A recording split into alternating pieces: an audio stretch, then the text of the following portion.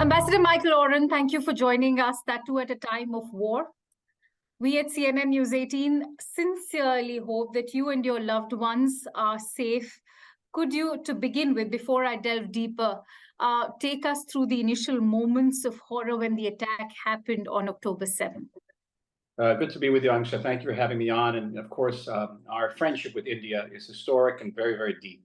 When I was in government, I made a state visit to India. Just a wonderful experience. And thank you for expressing your concern for us, our people, or my family. My family lives across the state of Israel. I'm actually in the Galilee right now, visiting daughter and grandchildren. Not far from the other border, from the Lebanese border, and you can't hear, but there are a number of jets going overhead right now. This experience is the largest number of Jews killed in history since the Holocaust in one day. In American terms, I don't know if that in Indian terms, maybe it wouldn't be so significant, but in American terms, it'd be proportionally about 15 times the number of people killed on 9/11. Even the number of wounded would be, in American terms, would probably be like 100,000, and the hostages about 5,000-6,000. So right now, the death toll has topped 900. This is deeply, profoundly traumatic for our people. My daughter, who's in the next room, just showed me a picture of a young woman she grew up with, a beautiful young woman with 3 gorgeous kids. The terrorists came into their house and killed all of them. Killed these 3 beautiful children. Killed 260 young people attending a rave concert in the desert. Threw people out of their vans and shot them on the street. And then the horrors just begin, because the people who were captured, women were stripped, we think probably sexually abused, spat upon, beaten publicly, children put into cages. Much of the media wants to refer to the Hamas terrorists as militants. Militants don't do something like this. These are barbarians. They're barbarians. They are terrorists. And the full definition of the word terrorist. If these aren't terrorists, what are terrorists? Ambassador, which is why I want to ask you, social media is flooded with videos of families of hostages appealing to Hamas to set their loved ones free. One of them happens to be a friend of your daughter's. Is there any hope left for those who've been taken hostage? Yes, of course there's hope. Of course there's hope. But Hamas today came out and said for every Israeli bombing in Gaza, they're going to take a hostage out and shoot. And I think we've learned to take Hamas at its word and not to think that they're bluffing. We will do everything humanly possible to save these hostages. Some 11 of the hostages I've learned are American citizens. I don't know if there are any Indian citizens among them. Forgive me for not knowing that, but the United States is very closely cooperating with us. We have special forces. America has special forces that are highly trained to release rescue hostages in precisely such a position. Our great challenge is that these hostages are buried deep, usually underground, in Gaza, which maybe coming from Delhi is not so crowded, but by Middle Eastern standards, is a very crowded area. And so we'd have to first locate them, which is not going to be easy. Once we locate them, then perhaps we can mount an operation to rescue them and hope that they'll be rescued unharmed. The densely populated Gaza Strip, of course, makes it very complicated. But when we talk about the Israeli-Palestinian conflict, Hamas's actions on the morning of October 7 were unprecedented in many ways. It was the first time that we've seen terrorists breaking out of Gaza in such huge numbers. The first time they stormed and took control of adjacent Israeli communities, something no Arab army had ever done in recent past. It's also the first time that Palestinians have taken scores of Israeli soldiers and civilians as hostage. What has led to such colossal growth and influence of Hamas? Well, there's 2 factors here. One is our failure, and we have to admit that there has been a very significant failure here, an intelligence failure, a failure of tactics. I think, and I want to be very frank with you, when I was in government and I was dealing with the Gaza issue at the highest level, there was a general feeling among Israeli policymakers, and from different parties, there was no really disagreement about this feeling that that Hamas, wears two hats. One hat is a terrorist hat. The other hat is a sovereign hat. They were the government of this independent Palestinian state in Gaza, and we thought that if the Qataris gave them enough money and we let 20,000 Gazan workers into Israel every day, that Hamas would focus increasingly on the quality of life in Gaza, making sure the electricity and sewage and water. Water's a big issue there. We thought that that's what Hamas cared about. And we led ourselves to be deceived by that because it's somewhere along the line, we, like the people of India, we believe that human beings are basically decent. Right. We're wrong. We're wrong. And we underestimated the barbarism of these people. They don't care about their own people. Even if they care about their people, they don't care at all. And so that's one half, our failure. The other half is Iran. So Hamas is strongly backed by Iran. Islamic Jihad, Palestinian Jihad, which is also fighting the other terrorist group in Gaza, is wholly owned and operated by Iran. The rockets that they fire at us are made in Iran. And there is strong evidence that is pointing out that the Iranians helped design this operation, helped train the forces for this operation, provided intelligence. And the full extent of Iranian involvement has yet to come out, but I am confident that it will come out, and it will be very substantive indeed. Going by those indications that there's a larger Iranian involvement, also not to forget the involvement of Hezbollah, their own proxy, how do you weigh in on the risk of a wider conflict now? Very high. Very high, because once Israel moves with ground forces into Gaza, and I think that we will, we've called up 300,000 reserves. There's been nothing like it in the last half century. 300,000 reserves preparing to enter Gaza to rid Gaza of Hamas. That would be the goal. That's the stated goal of the government.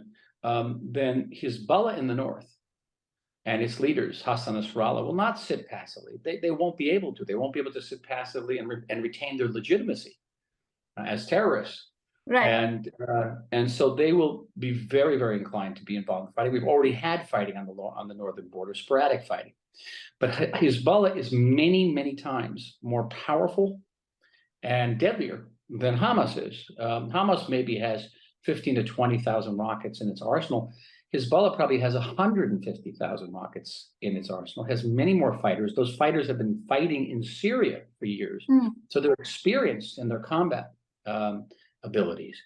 So that's the northern front. On our eastern front, what we call Judea and Samaria, probably on CNN, they're going to call the West Bank. There are Hamas cells throughout the West Bank. And I don't think they're going to remain passive either. We're going to have internal terrorism. And in previous conflicts with the terrorists, there have been groups within Israel itself, among Israel's Arab population, that have been radicalized that may also turn to violence, may also use one of the many thousands of illegal guns they possess. And so we may have to deal with an internal terrorist situation. Right, and when we are talking, right, sure.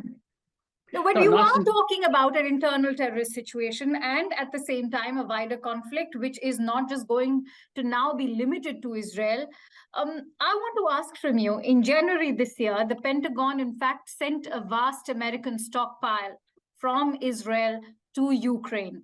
Can US afford to send more weapons or weapons to both Israel and Ukraine amid a war, that too when Western ammunition is already dipping in Ukraine? So congratulations, you're the first journalist to ask me that question in 3 days. And I've spoken about it, it's very much on my mind. According to press reports, the United States has removed from its warehouses. Now, let me explain. During the Bush administration, when America was fighting in the Middle East, the United States pre-positioned about $2 billion worth of military material underneath the state of Israel in warehouses. And every time we go to war, and go to war every couple of years, we run short of certain types of ammunition. We ask the United States for the keys to the warehouse. We literally say that we have to get the keys. We go in, we take what we need, we write it down, we pay for it later, and it's crucial to us. But according to press reports, the United States has removed certain types of ammunition from these warehouses. Among them, again, according to press reports, it's not intelligence reports. The United States has removed 300,000 artillery shells and sent them to Ukraine. And so the answer to your question is yes, it may be a factor. It may be a factor that we cannot get additional, say, artillery, and I don't know whether other types of munitions, but in battle, the IDF, the Israel Defense Forces, expends about 1 million bullets a day, and that's a lot of bullets. Absolutely. Now, the Abraham Accords are also expected to come under stress. China facilitated a normalization deal between Iran and Saudi Arabia. But more importantly, the US has been trying to broker the Israel-Saudi Arabia normalization agreement. Experts are now doubting that Riyadh will no longer be able to accept that. How do you see this impacting the current geopolitical scenario, not just for West Asia, but also for the world? But I think we have to say at the outset that it was the search for a Saudi-Israeli peace agreement that helped trigger this crisis. And let me explain. Iran hates this process. Iran doesn't want to face a joint Saudi-Israeli strategic alliance. Iran is very much afraid of the Saudis getting nuclear power. And the Saudis are afraid of other things. The Saudis are afraid that Donald Trump will win the presidential elections in 2024.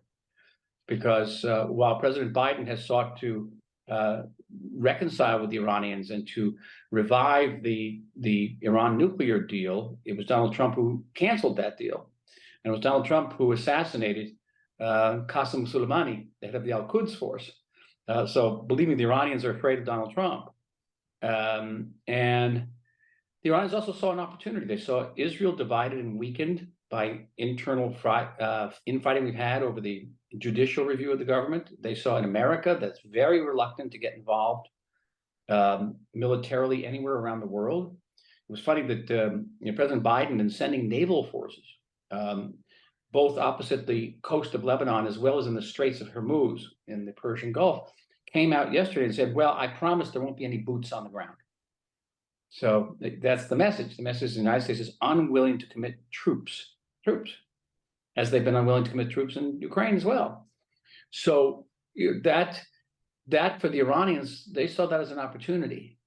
And why not take that opportunity to destabilize the Middle East, to create a situation where the Saudis will not be able to sign a treaty with Israel because Israel will be killing a lot of Palestinians. That's precisely what's going on here.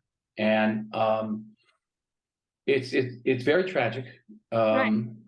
The Saudi response so far to this crisis has not been very encouraging. True. Ambassador, you've written a piece about remembering the Yom Kippur War in a divided Israel for the Wall Street Journal. In another piece for The Atlantic, you go on to say that this war isn't like Israel's earlier wars. Why do you say so? Well, let's take example of the Yom Kippur War. A little history lesson. It began on October 6, 1973, when the Egyptian and Syrian armies attacked us by surprise. So there's the comparison. The comparison is our intelligence didn't anticipate that, and they didn't anticipate this attack. That's a great similarity, and it was deeply traumatic. But there, pretty much the similarities end, because the Yom Kippur War was fought up in the desert. It was fought up in the mountains. There were almost no civilian casualties. This war was fought in our towns and our cities, our farms, our schools. The civilian casualties are much, much greater than the military casualties. And so that makes it very much different. And I think we're still there. Anyway, so I think ultimately this war will be even more traumatic than the 1973 war. Right. And before I let you go, Ambassador, India's Prime Minister Narendra Modi has responded to the Hamas attack by making it clear that India stands by Israel. But on Monday, India's opposition Congress party passed a resolution reiterating its long-standing support to Palestinian cause without condemning the terrorist attack on Saturday and the actions of Hamas. How do you read this politicization of war?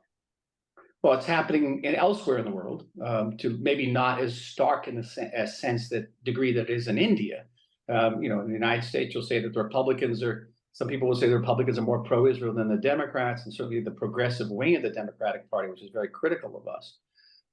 So we understand that that Israel has become sort of a political ping pong ball between parties, ruling parties, and opposition parties. But I'm not representing the state of anymore, Akanksha, but we deeply appreciate again Mr. Modi's deep support for us.